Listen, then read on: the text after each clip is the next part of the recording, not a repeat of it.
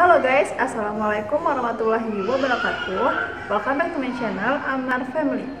Nah, di video kali ini aku mau berbagi tips ke kalian tentang gimana sih caranya untuk menerbitkan buku sendiri buat pemula nih. Jadi teman-teman yang nyampe di video ini pasti kalian yang suka nulis dan pengen nerbitin buku sendiri kan.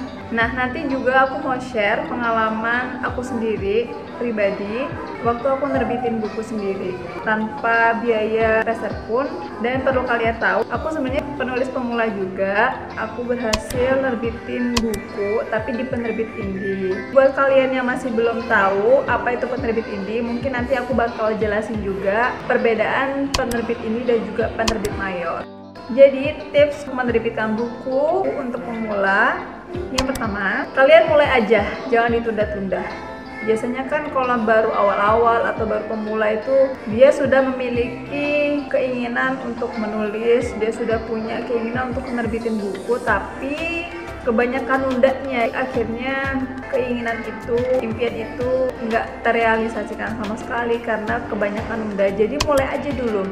Kita harus maksa diri kita untuk memulai, maksa untuk ayo kita nulis. Apalagi kalian yang udah punya keinginan untuk nerbitin buku sendiri, pastinya sudah selesai dong dengan masalah mulai dan jangan tunda itu. Pasti kalian yang nyampe ke sini pun sudah punya beberapa tulisan yang siap untuk dibukuin, ya kan? Kalau kebanyakan nunda tuh, kita nggak akan berhasil. Jadi nggak usah nunda-nunda untuk memulai menjadikan diri kita ini bisa lebih baik, itu nggak usah ditunda. Tips yang kedua, kalian harus terbiasa nih dengan dua kegiatan.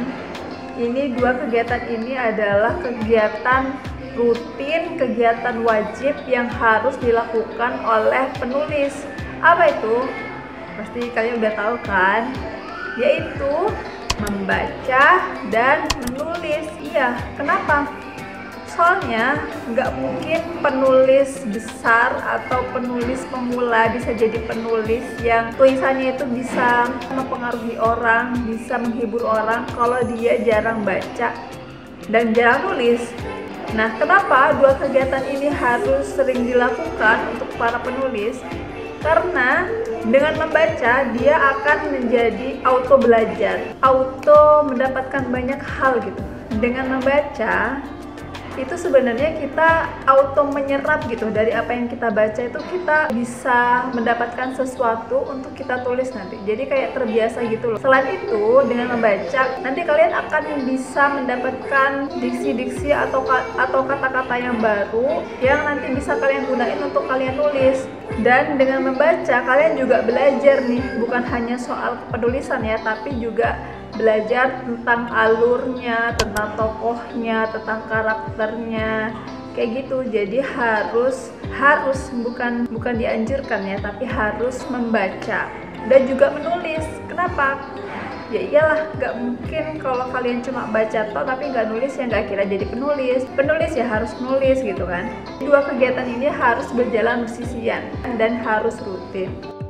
Nah, yang ketiga, cari tahu nih penerbit sasaranmu itu pengen penulis atau naskah yang seperti apa. Nah, kita harus tahu dulu sasaran penerbit kita. Nah, kalau tadi kan aku singgung penerbit indie ya. Nah, apa sih perbedaan dari penerbit indie dan juga penerbit mayor? Kalau penerbit mayor itu kan kataku tadi penerbit yang udah besar, kayak penerbit Gramedia, penerbit Bentang, penerbit Toyu Media.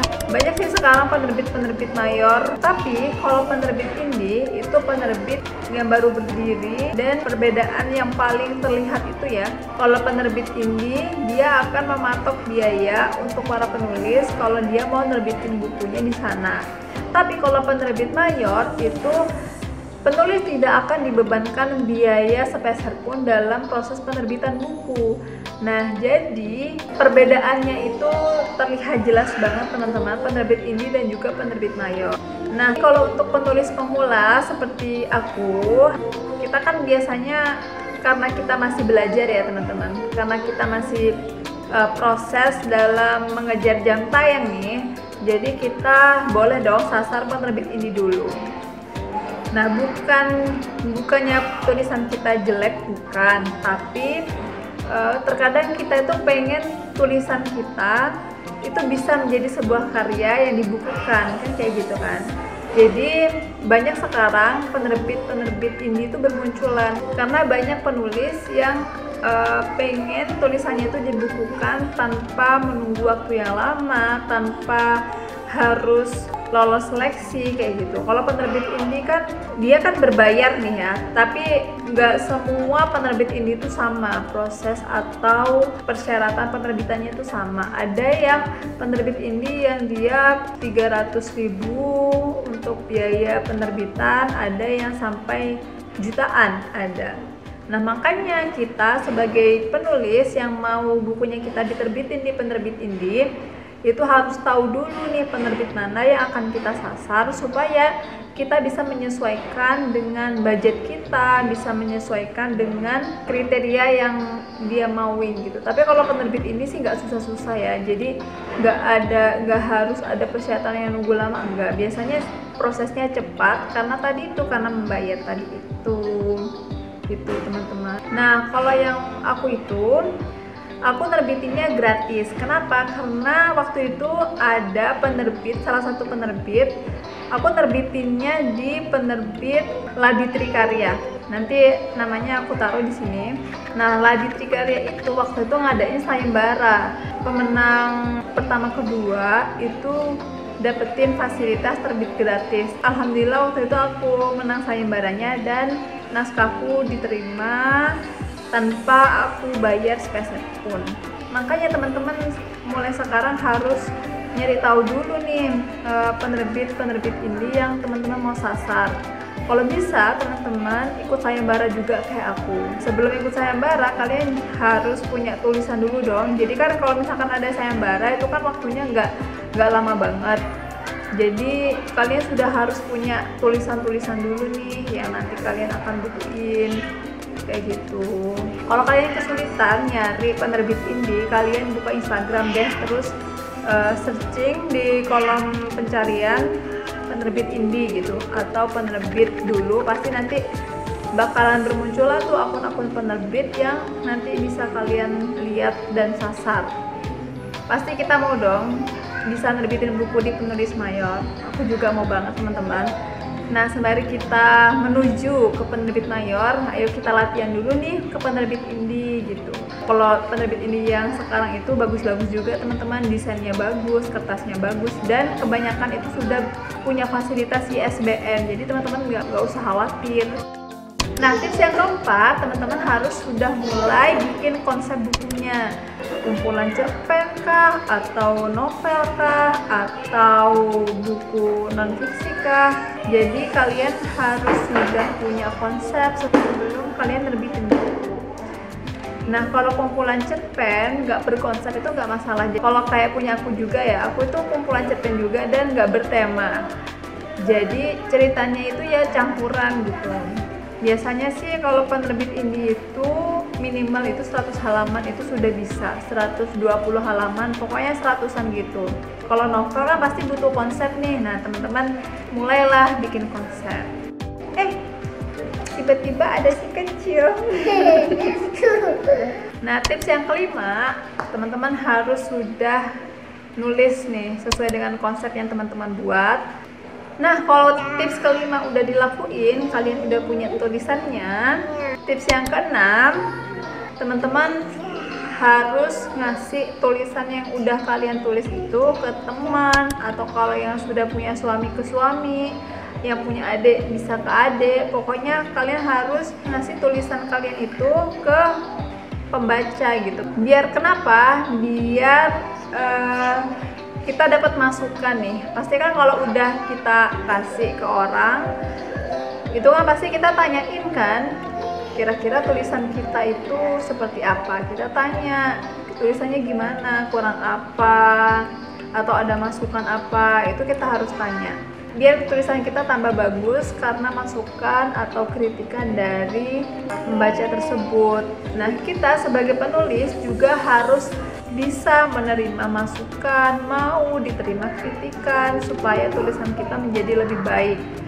kan biasanya ada ya orang-orang yang nggak mau dikasih masukan, ada orang yang nggak mau dikasih kritikan. Sebenarnya orang-orang yang kayak gitu itu orang-orang yang merasa dirinya itu udah hebat, udah bagus, udah ahli gitu. Jadi kita meskipun nanti jam terbang kita udah tinggi pun kita nggak boleh nih nggak mau nerima masukan.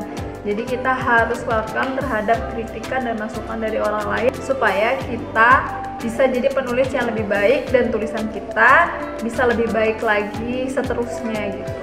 Nah, kalau kalian udah punya tulisan banyak, udah dibaca sama orang, udah dikasih kritikan masukan, akhirnya kritikan masukan itu kita bisa benahi nih di tulisan kita. Step selanjutnya yaitu pastikan kita minta toh template dari penerbit yang kita mau sasar itu, penerbit indie itu kan. Nah, kita harus sudah punya template itu, kita udah download template itu. Langkah selanjutnya kita masukin tuh naskah kita, tulisan kita ke template naskah yang dari penerbit sasaran kita tadi. Nah, sembari kita masukin ke template naskah itu, kita sembari merapikan nih, bolehlah dibaca sedikit-sedikit lagi. Kalau mau ada yang dirubah masih bisa. Nanti kalau udah masuk ke penerbit biasanya sudah nggak bisa lagi sih untuk merubah. Jadi sebelum kita kirim naskah kita ke penerbit itu, kita harus sudah finalisasi gitu. Nah, kalau udah dimasukin ke template naskah tadi, step terakhir nih yaitu kirim ke penerbit. Bismillah, semoga karya kita bisa dimudahkan oleh Allah untuk terbit. Kalau udah dikirim, udah deh, kita tinggal nunggu kapan selesai editingnya, kapan selesai desain untuk covernya, dan kapan selesai dalam percetakannya. Kita tinggal nunggu. Nah, sembari nunggu kita minta ke Allah supaya proses penerbitan buku kita diberi kemudahan, diberi keberkahan. Ketika bukunya sudah terbit, buku itu bisa dinikmati banyak orang, buku itu bisa memberikan kita kebaikan karena isinya yang positif. Jadi saran dari aku sih, teman-teman yang suka nulis dan teman-teman yang pengen bukunya diterbitkan, kita nulis yang baik-baik aja deh. Kita nulis cerita yang bisa menginspirasi orang, kita nulis cerita yang bisa memberikan kebaikan ke orang, memberikan bacaan yang positif ke orang. Karena setiap ada orang yang melakukan kebaikan karena buku kita, karena tulisan kita, insya Allah itu adalah amal jariah untuk kita. Jadi tulislah hal-hal yang baik, tulis hal-hal yang positif, sehingga tulisan kita bisa memberikan keberkahan untuk diri kita.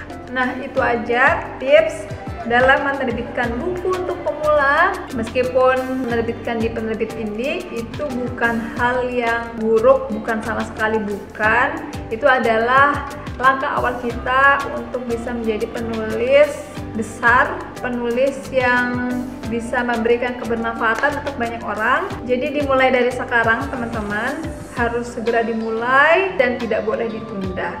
Semangat! Jangan lupa untuk subscribe dulu, like, dan juga komen. Barangkali ada teman-teman nih yang punya saran ke aku untuk konten selanjutnya tentang apa, bisa dong. Terima kasih. Wassalamualaikum warahmatullahi wabarakatuh.